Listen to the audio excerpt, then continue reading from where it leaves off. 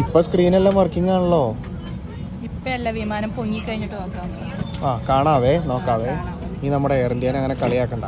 വളരെ പേടിച്ചാണ് സത്യം പറഞ്ഞാൽ ഞങ്ങൾ ഈ തവണ എയർ ഇന്ത്യയിൽ ഫ്ലൈറ്റ് ബുക്ക് ചെയ്തത്. അത്യാവശ്യമായിട്ട് നാട്ടിൽ പോകേണ്ട വന്നു കഴിഞ്ഞപ്പോൾ ഞങ്ങൾക്ക് വേറെ ഫ്ലൈറ്റ് ഒന്നും കിട്ടിയില്ല. അതുകൊണ്ട് തന്നെ ഞങ്ങൾ എയർ ഇന്ത്യയിൽ ബുക്ക് ചെയ്തു. എല്ലാവരും ഞങ്ങളെ ഡിസ്കറേജ് ചെയ്തു, എയർ ഇന്ത്യയിൽ പോകേണ്ട, സൗകര്യങ്ങളില്ല, വളരെ മോശം കസ്റ്റമർ സർവീസാണ് എന്നൊക്കെ പറഞ്ഞിട്ട്. പക്ഷേ ഞങ്ങൾക്ക് തികച്ചും വ്യത്യസ്തമായ ഒരു അനുഭവമായിരുന്നു. നല്ല രീതിയിലുള്ള കസ്റ്റമർ സർവീസും നല്ല രീതിയിലുള്ള ഫുഡും അതുപോലെ തന്നെ യാത്രാ സൗകര്യങ്ങളുമായിരുന്നു നമ്മുടെ എയർ ഇന്ത്യയിൽ ഒരുങ്ങിയത്. എൻ്റെ ഭാര്യയുടെ ഏറ്റവും വലിയ കംപ്ലയിൻറ്റ് സ്ക്രീൻ ഇല്ലെങ്കിൽ ഞങ്ങൾ എന്ത് ചെയ്യുന്നതായിരുന്നു. പക്ഷേ സ്ക്രീൻ എല്ലാം വർക്കിംഗ് ആയിരുന്നു കേട്ടോ. പിന്നെ ആകെ ഒരു ബുദ്ധിമുട്ടുള്ളത് എന്താണെന്ന് വെച്ചിട്ടുണ്ടെങ്കിൽ ചാർജിങ് പോയിന്റ് അത് നമ്മുടെ കാലിൻ്റെയൊക്കെ താഴെയാണ് വെച്ചിരിക്കുന്നത്.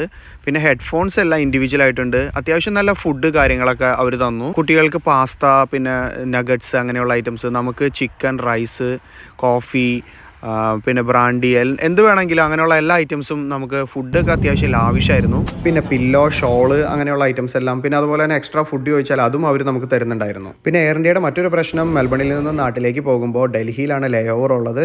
ആ ലേ ഓവർ എന്ന് പറയുന്നത് ഏകദേശം 5 മണിക്കൂറിൽ അടുത്തുണ്ട്. അത്രയും സമയം നമുക്കാകെ ബോറടിച്ചിരിക്കേണ്ടി വരും. പക്ഷേ ഞങ്ങളതിന് ചെയ്തത് നേരെ മർഹബ ലോഞ്ച് യൂസ് ചെയ്യുകയാണ് ചെയ്തത്. മർഹബ ലോഞ്ചിൽ നമ്മൾ വെളുപ്പിനാണ് ചെല്ലുന്നത്. അവിടെ അത്യാവശ്യം ബ്രേക്ക്ഫാസ്റ്റ് ഐറ്റംസും അതുപോലെ തന്നെ സ്നാക്സും ടീ, കോഫി, അങ്ങനെ എല്ലാവിധ ഐറ്റംസും അവിടെ നല്ല ലാവിഷായിട്ടുണ്ടായിരുന്നു. അത് ഞങ്ങൾ യൂസ് ചെയ്തതുകൊണ്ട് ഞങ്ങൾക്ക് അധികം ബോറടി തോന്നിയില്ല. പിന്നെ നാട്ടിലേക്ക് ഡൽഹിയിൽ നിന്നും കൊച്ചിയിലേക്കുള്ള ഫ്ലൈറ്റ്, ആ ഫ്ലൈറ്റും അത്യാവശ്യം നല്ല ഫ്ലൈറ്റ് ആയിരുന്നു, മോശമൊന്നും പറയത്തില്ല.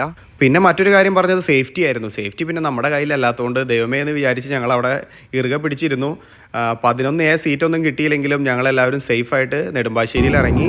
ഓണമായിരുന്നു. ഓണപ്പൂക്കളം കണ്ടപ്പോൾ മനസ്സിന് ഭയങ്കര ഒരു സന്തോഷമായി. പിന്നെ നിങ്ങളുടെ എയർ ഇന്ത്യയിലെ ഏതെങ്കിലും യാത്രാനുഭവങ്ങളുണ്ടെങ്കിൽ പങ്കുവയ്ക്കാൻ മറക്കരുതേ.